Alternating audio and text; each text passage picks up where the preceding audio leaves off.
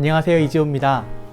오늘은 제임스 패커의 성령을 아는 지식이라는 책으로 같이 이야기를 해보고자 합니다. 제임스 패커는 하나님을 아는 지식이라는 책으로 많이 알려진 저자입니다. 성령을 아는 지식이라는 책도 그 이후에 썼는데요. 이 책에서 성령에 대해서 뭐라고 하고 있는지, 우리는 어떻게 오해를 하고 있었는지 대략적으로 잘 다뤄주고 있습니다.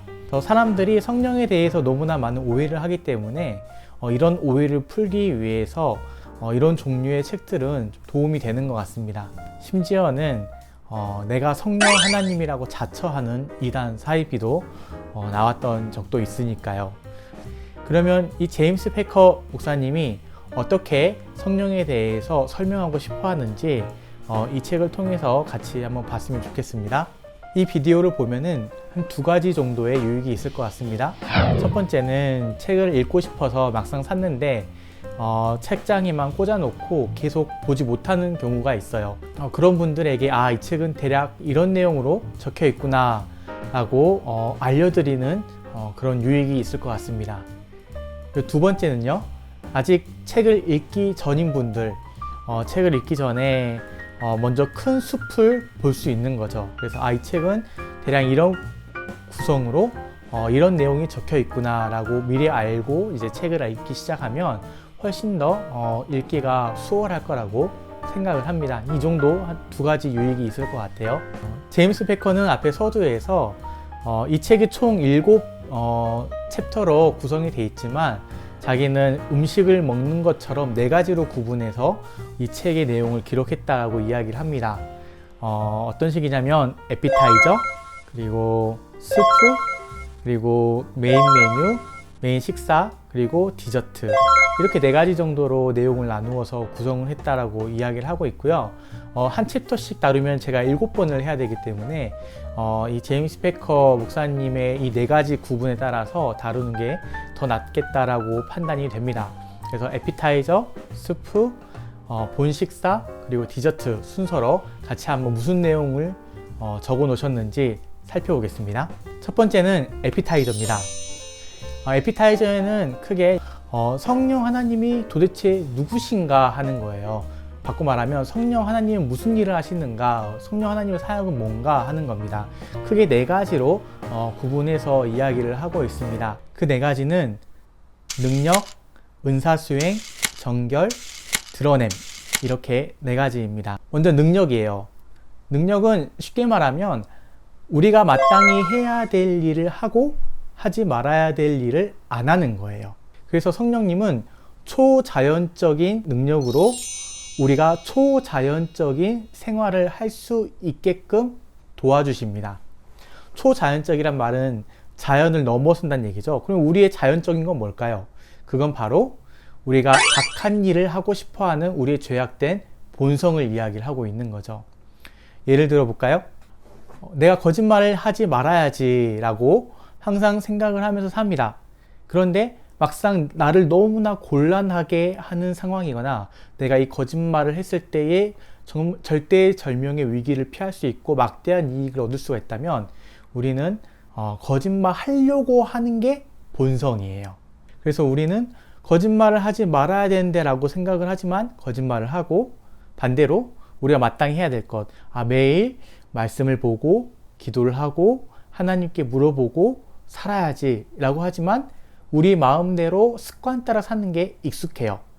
그래서 우리는 우리가 마땅히 살아야 되는 대로 살지 못하고 우리가 마땅히 그렇게 살지 말아야 되는 대로 사는데 익숙한 본성을 가지고 있습니다. 근데 성령 하나님은 이 초자연적인 능력을 가지고 우리가 초자연적인 생활을 살 수 있도록 도와주신다는 거예요. 마땅히 해야 될 것을 하고 마땅히 하지 말아야 될 것을 안 할 수 있는 능력을 우리에게 주셔서 우리의 죄악된 본성을 거스르는 초자연적인 삶을 살 수 있도록 도와주신다는 거죠. 2번째는 은사수행이에요. 이 은사수행은 예수님을 믿는 모든 사람들에게 은사가 주어집니다.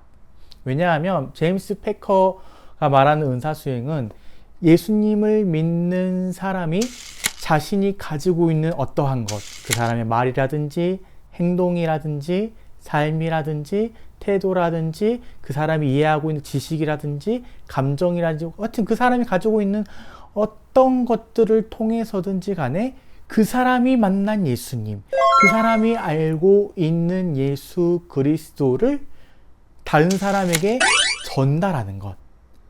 근데 그냥 전달을 못 하잖아요. 어떤 사람은 가르침을 통해서 전달을 하고 어떤 사람은 구제를 통해서 그 예수님의 사랑을 전달을 하고 뭐 여러 가지 걸로도 할 수 있죠. 그래서 내가 알고 있는 예수님을 삶으로든 행동으로든 말로든 물질로든 무엇으로든 간에 그것을 다른 사람들에게 전달해서 예수님이 어떤 분인지 내가 알고 있는 예수님이 어떤 분이신지 전달해 주는 것을 이 도구를 은사라고 합니다. 그렇기 때문에 기본적으로 우리가 성령님을 통해서 은사 수행을 하면 누가 드러날까요? 예수님이 드러나게 되는 거죠. 비록 사람마다 신앙의 정도와 위치와 색깔과 그런 게 조금 다를지라도 내가 알고 있는 예수님을 순수하게 다른 사람들에게 이 은사를 통해서 전달하고자 하는 것. 은사수행입니다. 그래서 은사수행은 교회를 세워나가는데 그 목적이 있어요. 내가 알고 있는 그리스도를 옆에 사람들에게 전달해주고 이 사람도 그 사람이 만난 그리스도를 나에게 전달해 줌으로써 우리가 그리스도 안에서 믿는 사람들이 서로 같이 성장해 나가는 거죠. 그리고 믿지 않는 사람들에게 예수 그리스도를 알려주는 계기가 되는 거죠. 그래서 교회를 계속해서 세워나가는 겁니다. 뭐가요? 은사수행이요. 세 번째는 정결입니다. 정결은 다른 말로 거룩함이라고 하죠.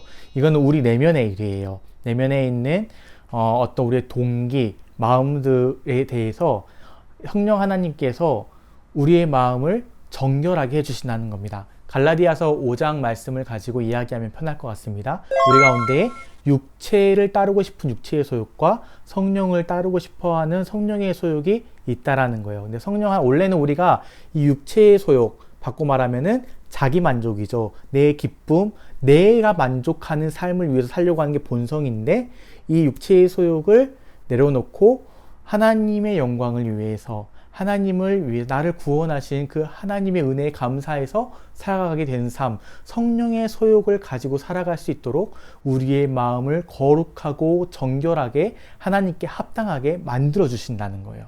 그게 성령님의 정결 사역입니다. 앞에 나왔던 능력과 차이가 있다면 능력은 외적으로 우리가 살아갈 수 있는 외적인 걸 이야기했다면 이 정결은 내적인 것을 좀 더 집중해서 이야기를 하고 있습니다. 마지막 네 번째는 드러냄입니다. 드러냄은 성령 하나님께서 예수님께서 말씀하신 진리를 드러내 주시는 거예요. 요한복음에 잘 나와 있죠. 요한복음에 보면 예수님께서 성령께서 오셔서 예수님께서 말씀하신 것을 우리로 하여금 깨닫게 하고 그 진리 가운데로 우리를 이끌어 주실 거라고 말씀을 해주세요.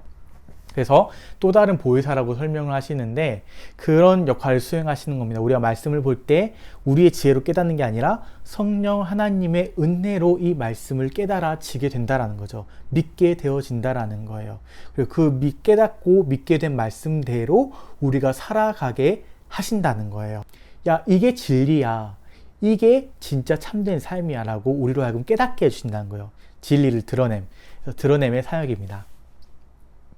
이렇게 성령님이 누구신가? 성령님이 하신 일이 뭔가? 네 가지로 정리를 했습니다. 첫 번째는 능력, 두 번째는 은사수행, 세 번째는 정결, 네 번째는 드러냄입니다.